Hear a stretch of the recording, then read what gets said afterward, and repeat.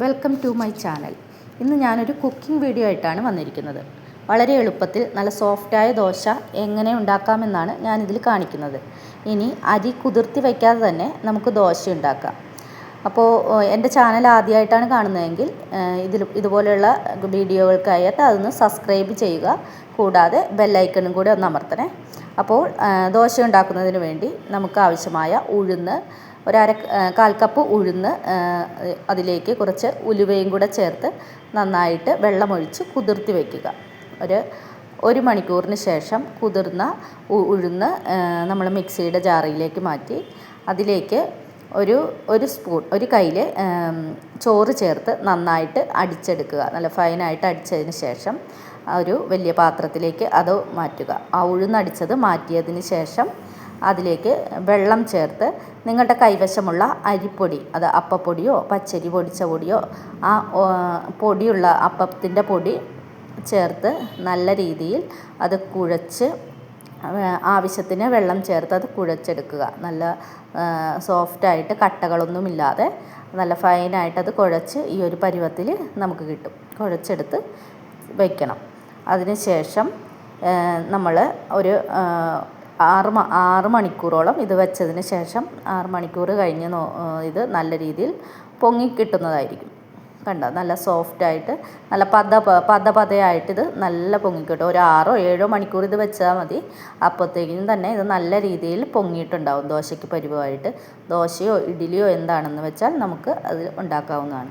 അതിലേക്ക് ആവശ്യത്തിനുള്ള ഉപ്പും ചേർത്ത് ഇപ്പോൾ നമുക്ക് ദോശ ഉണ്ടാക്കാനുള്ള മാവ് നല്ല സൂപ്പറായിട്ട് കിട്ടിയിട്ടുണ്ട്. നല്ല കണ്ടില്ലേ, നല്ല പതഞ്ഞ് പൊങ്ങി നല്ല രീതിയിൽ ഒരു 6 മണിക്കൂറാണ് ഞാനിത് വെച്ചത്. അപ്പോഴത്തേക്ക് തന്നെ ഇത് നല്ല രീതിയിൽ പതഞ്ഞ് പൊങ്ങി നല്ല ദോശ കാണിച്ചു തരാം. ഇപ്പോൾ ദോശ ചുടുന്നതിന് വേണ്ടി നമ്മൾ പാൻ അടുപ്പത്ത് വെച്ച് അതിലേക്ക് കുറച്ച് നെയ്യ് ചേർത്താണ് ഞാൻ ഉണ്ടാക്കുന്നത്. നെയ്യാണ് കുട്ടികൾക്ക് ഇഷ്ടമല്ലോ. അപ്പോൾ അതിലേക്ക് കണ്ടോ, ദോശയ്ക്ക് നല്ല പരുവമായിട്ട് നല്ല ദ്വാരമുള്ള ദോശ, നല്ല അത് ഇടുമ്പോൾ തന്നെ കാണാം അതിൻ്റെ അകത്ത് നല്ല ദ്വാരമുള്ള ദോശയായിട്ട് ഫൈനായിട്ട് കിട്ടും. നല്ല സൂപ്പർ ദോശയാണിത്.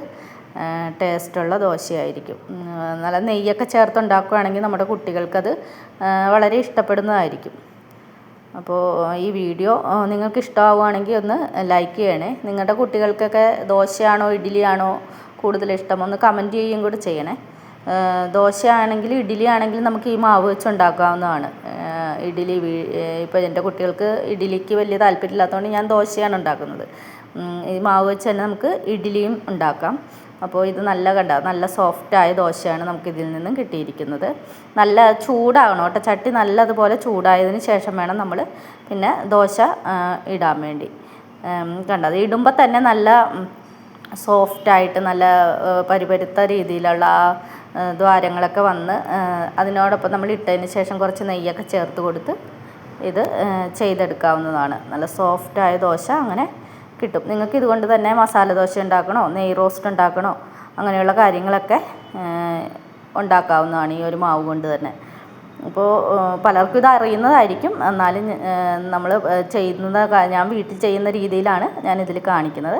ഇനി എൻ്റെ മോന് ഇഷ്ടം നല്ല മുരിഞ്ഞ ദോശയാണ്. അപ്പോൾ അതിന് വേണ്ടി കുറച്ചും കൂടെ പരത്തി ഒന്ന് തീ കൂട്ടി വെച്ച് കഴിഞ്ഞിട്ടുണ്ടെങ്കിൽ നല്ല മുരിഞ്ഞ നെയ് റോസ്റ്റ്, കുറച്ച് നെയ്യ് അതിൻ്റെ മുകളിൽ കൂടെ കൂടുതൽ ചേർത്ത് കൊടുത്താൽ മതി. നല്ല മുരിഞ്ഞ നെയ് റോസ്റ്റ് നമുക്ക് നല്ല പരുവത്തിൽ കിട്ടുന്നതായിരിക്കും. അത് തീയൊന്ന് കൂട്ടി വെച്ച് കഴിയുമ്പോൾ നല്ല പോലെ അടിമുരിഞ്ഞ് നല്ല രീതിയിൽ നല്ല റെസ്റ്റോറൻറ്റിൽ നിന്നും കിട്ടുന്നത് പോലത്തെ നെയ് റോസ്റ്റായിരിക്കും നമുക്ക് ഇത് ഉണ്ടാക്കാൻ പറ്റുന്നത്. അടിയൊക്കെ മുരിഞ്ഞ് വന്നേക്കണ അങ്ങനെ മടക്കി ഒക്കെ കുട്ടികൾക്ക് നല്ല രീതിയിൽ കൊടുക്കാനാണെങ്കിൽ അവർക്ക് ഭയങ്കര ഇഷ്ടപ്പെടും. ഇന്ന് നമുക്ക് ഉണ്ടാക്കിയത് ദോശയും സാമ്പാറുമാണ്. ഇത് ചമ്മന്തി കൂട്ടിയോ സാമ്പാർ കൂട്ടിയോ ഒക്കെ നിങ്ങൾക്ക് കഴിക്കാവുന്നതാണ്. അപ്പോൾ നിങ്ങൾക്ക് വീഡിയോ ഇഷ്ടപ്പെട്ടെങ്കിൽ ഒന്ന് ലൈക്ക് ചെയ്ത് സപ്പോർട്ട് ചെയ്യുക, കമൻറ്റ് ചെയ്യുക. Thank you.